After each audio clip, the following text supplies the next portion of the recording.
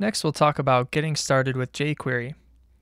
We'll introduce jQuery, we'll talk about setting up your page with jQuery, and we'll discover jQuery's selectors and methods. What is jQuery? Well, jQuery is a JavaScript library. And a library is a collection of code that extends the abilities and features of a core programming language, offering additional methods and often simplifying the process to build in that native language. Why use jQuery? It works everywhere because jQuery has been written to solve many cross-browser issues that exist in core JavaScript. It also is terse code. You can often write many fewer lines of code than you would if you were using core JavaScript to accomplish the same thing. Hence jQuery's slogan, write less, do more. Popularity is also a key factor. jQuery is currently one of the most popular JavaScript frameworks, and that means more forums, more code sharing, and more plugins available. jQuery is also really easy to extend, so coders can write and share their own custom plugins. And one of the nicest things is that jQuery uses familiar DOM selectors, so if you already know CSS, you're a step ahead. Are there other JS libraries out there? Well, there are a lot of other libraries out there, each with their own strengths and weaknesses. Some are broad while others suit very specific purposes.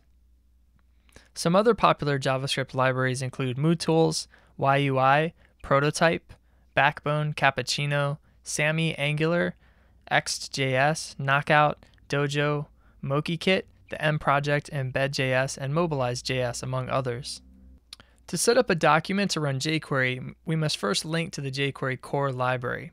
So imagine that JavaScript is kind of like a pet dog, and on its own it knows how to eat, sleep, and play. But loading in jQuery is like teaching the dog new tricks, like rollover and fetch. So imagine what would happen if we gave a command to our dog to fetch before we had taught it this trick. This is essentially what linking does, is linking to jQuery teaches our browser how to do additional commands that we wouldn't be able to do otherwise in JavaScript, and will also greatly simplify certain commands in JavaScript by giving us a much simpler syntax to write. In order to set up a document for use with jQuery, what we do is we link to the jQuery core library, as mentioned. So in this case, we're linking remotely using a CDN network. So here we're linking to a Google API site, and here Google is sharing a version of jQuery for free. And there's many other places you can get jQuery shared as a CDN. Microsoft also shares it, and you can also get it from CDN.js, Cloudflare, as well as the official jQuery website. You can also download the jQuery library from jQuery.com, and you can see here there's also this local link available where you can link to jQuery from your own website. You might also see people using this method where here they're linking to a remote CDN of jQuery, in this case Google's remote shared copy of jQuery. And then next we check and see if the jQuery object is loaded in the window. And if it doesn't see it, then as a fallback it will write this other script tag here that's actually linking to our local copy of jQuery. Let's talk about the jQuery syntax. So jQuery starts off with a $sign here, which refers to the jQuery object. And then in parentheses we have the selector. Now this asks jQuery to go out into the DOM and select any element specified. This is followed by dot and then a method. Methods are the various actions and commands attached to the jQuery object that allow us to do things like fade elements in or out, or change the content of the DOM, and much, much more, which we'll take a look at later. And then methods also have optional parameters or arguments that you can pass in their parentheses. So parameters are options that we can set for each method. This is a simple example, and what we're doing here is we're asking jQuery to go out and select all H1s from the DOM. And then we're using the CSS method to apply some CSS to those elements.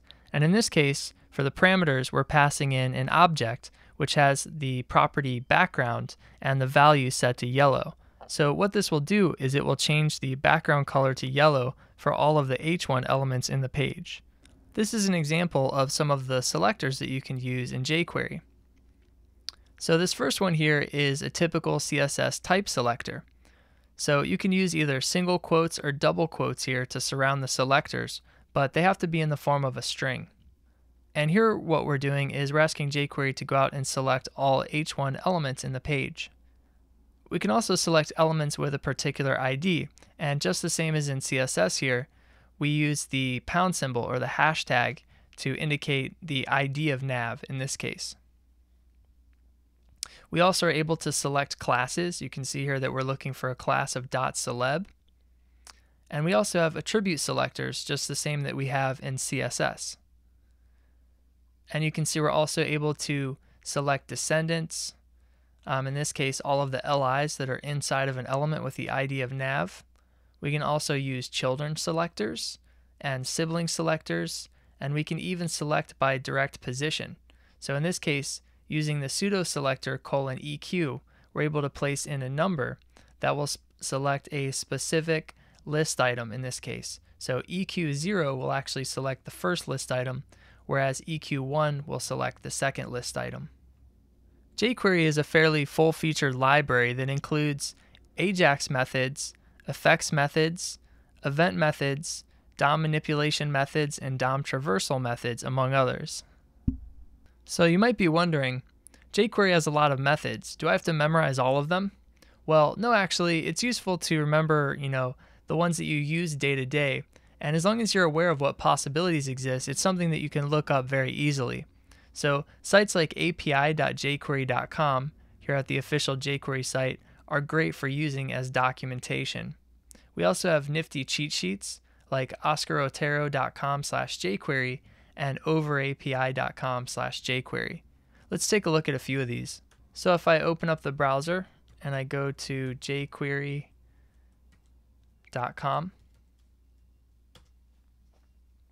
here we can see the official site of jQuery, and here's the download for jQuery. Okay, there's also a download link here that links to previous versions of jQuery, as well as the CDN links here for code.jquery.com, which will allow you to get the newest versions. It also has links to the CDN.js, Microsoft, and Google CDN, as I mentioned before. Now the API documentation, which is the second link here, is very useful. You can see on the left-hand menu bar, we have all of the different jQuery methods, and they're arranged by category. So if I'm interested in learning about all of the effects methods, I can click on effects. And then listed here, I can see all of the different methods such as animate, clear queue, delay, fade in, fade out, etc. And if I'm interested to see the usage for one of these and get more information, I can go ahead and click on it. And you can see here that jQuery is going to give us the directions of how to use it, and it's going to give us the optional parameters that we can pass in. So fade in accepts two different parameters here. You can optionally specify a duration for how long it takes to fade in, and then following a comma, you can also put in a callback function that will run when it's complete. So here you can see that the duration, its default is 400 milliseconds, and it accepts the type of number or a string. The site even includes example code, which makes it really easy to understand.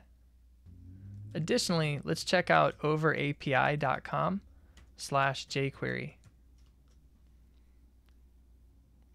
So here you can see all of the methods for jQuery listed in a single page, and again they have it categorized by section: utility, core methods, AJAX methods, effects methods, CSS attributes, manipulation, traversing, and events.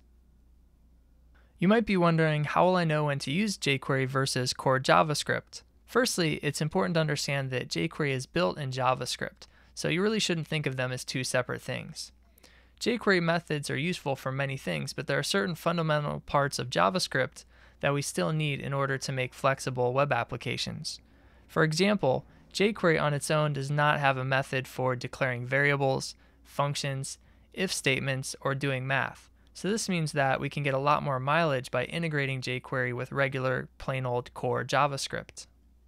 Here you can see we're declaring some variables: var x equals 12, y equals 5, and total equals x plus y. So here you can see that total will actually be equal to 17 when we add x and y together. And here we have an if conditional that says if total equals 17, then we're going to run this command, otherwise run that command.